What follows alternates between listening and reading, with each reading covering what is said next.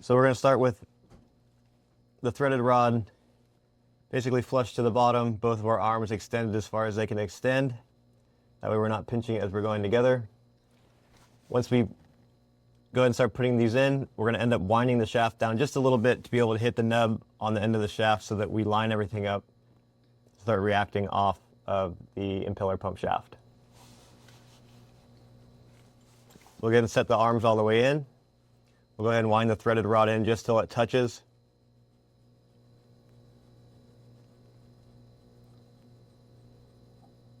Once it touches, we'll go ahead and run the knurled knob in.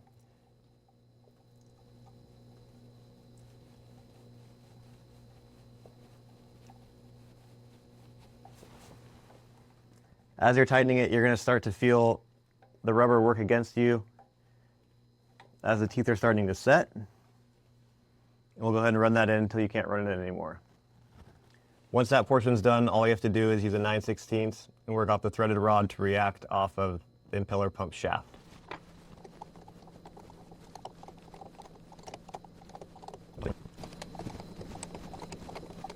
So as we're going through and pulling it out, we'll go ahead and keep winding it. There'll be a point when the impeller starts to get to the end of the shaft where we'll be able to just easily remove it.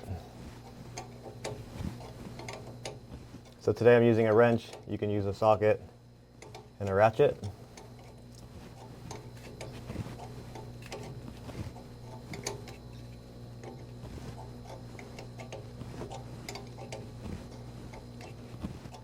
The more stubborn that your impeller is, trying to stay on the shaft, the harder those teeth are going to bite into it. And as you're pulling it off,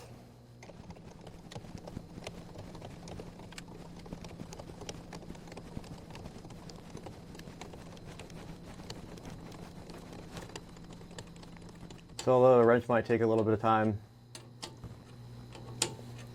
the teeth that are there are going to allow it to not think that you're just removing the impeller and your tool falls off.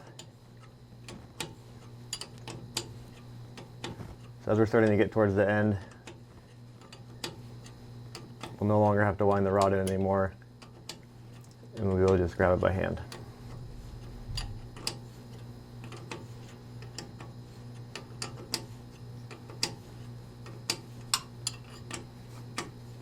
So I think we're at a spot now where, just give it a wiggle. Our impeller's out. There's no damage to the housing. To remove the tool from the impeller once it's out, the knurled thumb screw, and just go ahead and loosen it up. The arms release, and then their successful pull.